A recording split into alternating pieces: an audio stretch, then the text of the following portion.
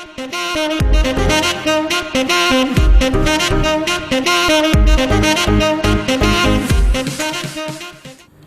in this video, we're going to learn to do the chest shimmies. Now the chest shimmy is an advanced movement. So before you learn how to do the chest shimmies, you need to learn to do the shoulder shimmies first. If you can't do the shoulder shimmies yet, I suggest that you watch my video on shoulder shimmies and practice until you can do the shoulder shimmies quite well. The difference between a shoulder shimmy and a chest shimmy is the muscle involved in the initiation of the movement. Now, a shoulder shimmy uses the shoulders. So you can see that my shoulders are moving forward and back. Now, the chest shimmy, just like any other shimmy, is an isolation of a particular body part, in this case, the chest. So, if you're doing your chest shimmies, you don't use your shoulders in the movement. So the chest shimmies uses the top part of your chest muscles, which is this part above your bra line. You're specifically using the muscles that are over here, above your breasts.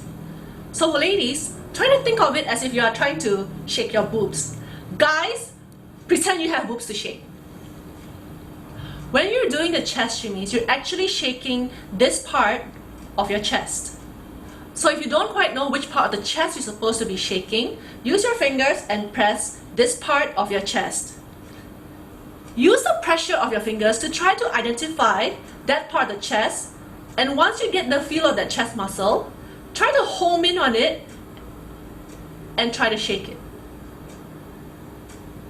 Like with any shimmy movement, if you haven't quite got the hang of the chest shimmy yet, don't try to go too fast too soon, because otherwise you're going to end up shaking another body part and it will look like you're a stick figure trying to pretend that you can rock and roll. The hands for the chest shimmy is very similar to the shoulder shimmies. You place the elbows near the sides of your body to create that frame in order to allow you to control the upper body more easily. Your hands come diagonally forward to the front of your body to create a frame that gives you the freedom of movement.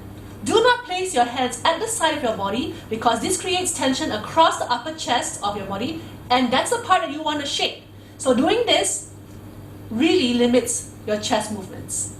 So practicing the chest shimmy is just like practicing the shoulder shimmy. You can practice while you're sitting down, because this keeps your hips from moving and can really help you focus on moving the upper body. So just like in the shoulder shimmy, when do you practice? A good time and place to practice is when you're stuck in a car in a traffic jam. If you're stuck in a traffic jam, you can't go anywhere anyway, right? So you might as well practice some dance movements while you're stuck in there. So if you're on the passenger side, it's a lot easier because you don't have to focus on anything except yourself. So great place to practice your chest shimmy. If you're the driver though, you can't do this while you're holding onto the steering wheel, because this really constrains your movements. Even if you were to open your elbows out, it doesn't work. So when you're the driver, the best thing to do is when you're at a complete stop, either you're stuck in the jam or in a traffic light, then you can let go of the steering wheel and you can practice the chest shimmies without the constraint of holding onto the steering wheel. You shouldn't be practicing the shimmy anyway while you're driving, because you should be focused on the road ahead. So as with any shimmy, always try to go slow first before going fast. By going slow, it allows you to identify whether you are using the correct muscles or not. One of the best ways to find out whether you're doing the shimmy correctly is by watching yourself in the mirror. For the chest shimmies, watch that your shoulders are not doing the movements. Watch that your chest is doing the vibration. So personally, for me, I prefer to do chest shimmies compared to shoulder shimmies, because isolating the chest muscles allow me to have more control over my other movements, which means that I can layer the chest shimmies on top of other movements. For example, I can do chest shimmies while doing ribcage isolations. You can also do chest shimmies while you're moving your legs. For example, you're walking in a circle, you can do cabaret kicks, you can even do toe switches.